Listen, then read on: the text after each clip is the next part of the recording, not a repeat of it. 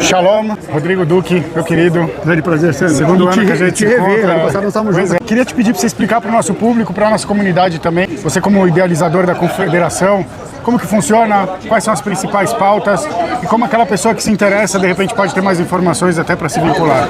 É um prazer falar com a comunidade judaica. Eu acho que nós temos muitos valores em comum. A Confederação 9 de Julho surgiu a partir da pauta armamentista e nós percebemos em dado momento que se a gente continuasse falando só da pauta armamentista, que é um dos aspectos essenciais, a liberdade, que é o direito de defesa da vida, você ter e portar armas, com essa finalidade, a gente percebeu que se a gente ficasse falando só dessa pauta, a gente ia ter dificuldade de sair da bolha do armamentismo e de trazer outras pessoas que eventualmente não gostavam dessa pauta ou não queriam discutir sobre esse tema ou que já estavam cansados desse tema. E aí a gente passou, isso não foi uma idealização só minha, nós percebemos que a gente precisava sair. Um belo dia eu conheci uma outra entidade, que era uma entidade que falava sobre liberdade econômica. Era uma entidade onde você tinha ali alguns intelectuais que tratavam da pauta da liberdade econômica sobre o viés do libertarianismo. E aí nós começamos a congregar essas ideias e nós chegamos num ponto de fundar a Confederação 9 de Julho. E hoje a gente discute a liberdade não só em relação às armas de fogo, mas a liberdade de expressão, a liberdade cultural, o que é uma coisa que hoje é tão atacada.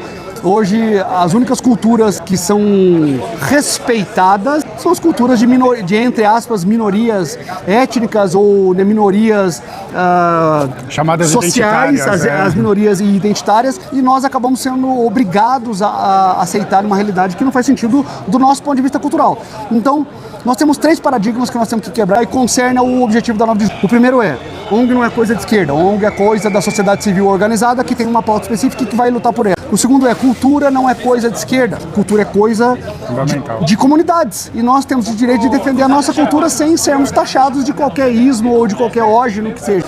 E terceiro, nós vamos provar, isso é um desafio pessoal, que nós podemos estruturar uma entidade e receber apoio e recursos da sociedade civil, recursos do empresariado, coisa que a esquerda faz há muito tempo. Eles perceberam esses mecanismos há muito tempo e eles fazem isso há muito tempo, e nós da direita ficamos sentados e deitados em berço esplêndido esperando que as coisas acontecessem de uma forma natural, e não vai acontecer. A guerra cultural já está sendo travada pela esquerda há muitos anos, as entidades deles são muito organizadas, hoje eles têm diversos especialistas em diversas entidades, em diversas áreas, e esses caras são chamados para todos os tipos de debates sobre temas sensíveis. Por exemplo, quando você tem um debate sobre violência, sobre segurança, sobre arma de fogo, ou sobre aborto, ou sobre ideologia de gênero, eles sempre chamam alguém da esquerda, eles sempre chamam alguém de uma entidade de esquerda que está constituída, que tem uma burocracia própria e que sobrevive daquilo. Não é nem dar uma só legitimidade à narrativa. O mais impressionante que esses caras têm, eles têm uma burocracia estruturada, enquanto a gente fica de braços cruzados só assistindo. A nossa obrigação é estruturar uma entidade e quebrar esses paradigmas. A partir daí eu acho que a gente pode, de fato, travar a guerra cultural. Se a gente for ficar só na internet batendo papo e querendo like, esquece, isso não vai valer de nada. Nós temos que estruturar, arregaçar a manga e trabalhar. A história tentou nos ensinar ao povo judeu, no momento do Holocausto, por exemplo, que uma arma na mão de um nazista era um grande perigo, mas na mão de uma vítima podia ser a esperança. No momento em que a arma estava na mão certa, ela representava a justiça e segurança, a preservação da vida. Eu penso que estamos ou deveríamos estar vacinados contra essa ideia falsa que transmitem de que armas matam, quando na realidade as armas, ao contrário, elas podem justamente garantir a salvação e a preservação da vida. Eu queria compartilhar contigo rapidamente uma história que eu vivi uma sexta-feira à noite em Jerusalém, rezando no Muro das Lamentações. Estava com uma pessoa que não é muito ligada a toda essa questão de armamentista também, por assim dizer. E na minha frente havia um jovem que estava com uma arma nas costas, talvez um fuzil, não me lembro. E, obviamente, ele era habilitado para estar, ele mora em alguma área de risco, mas ele estava ali rezando e a arma estava apontando para o chão, mas meu pé estava na direção, por assim dizer, do cano. E a pessoa do meu lado começou a me falar, tira o pé daí, recolhe o pé, porque se essa arma atira... Eu falei, querido, o treinamento que essa pessoa tem aqui é para garantir que se tiver algum tipo de ameaça nesse ambiente, ele vai ter a capacidade de reagir, de proteger a vida o quanto antes. E não que a arma dele vai disparar simplesmente porque armas não disparam sozinhas, pode acontecer um acidente, mas não também no estado de repouso e de conservação e cuidados adequados.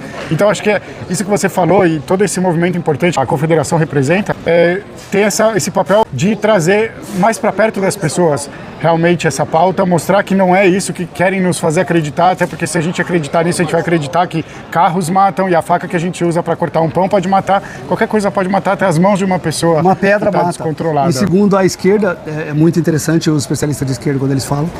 A gente teve esse episódio recente, aquela invasão de uma comunidade no Rio de Janeiro, que morreram 100 e tantas pessoas. Uma especialista da esquerda disse que era possível combater um criminoso com um fuzil ilegal com uma pedra. Pois é. O que não faz o menor sentido. Então, sob essa ótica, eu acho que é interessante esse ponto de vista dessa especialista da esquerda, que se uma pedra é capaz, na ótica dela, de parar um fuzil, uma pedra é uma arma, assim como uma faca, assim como uma arma de fogo. E a pedra não se atira sozinha. Exato. A pedra tem que ter uma ação humana de pegar a pedra, jogar para trás e botar força. Ela é simplesmente um projétil, que é a lógica da arma de fogo. É um projétil. Mas aquele projétil não se dispara, não se coloca em movimento sozinho. Pode acontecer uma falha mecânica? Pode. A gente já ouviu aí ao longo dos anos uma absoluta minoria de falhas mecânicas.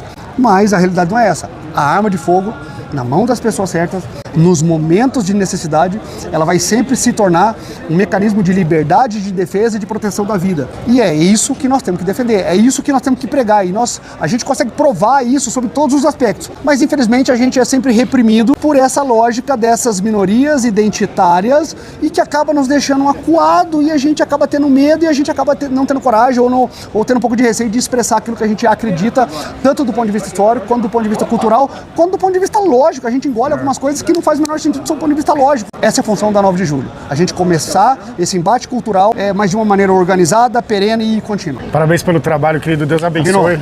Deus abençoe. Obrigado pelo apoio também. Obrigado Todos vocês. que quiserem saber mais e fazer contato com a Confederação, estão convidados aí a participar e juntos somos mais fortes e vamos mais longe, se Deus quiser. Valeu, um abraço a todos. Valeu, shalom.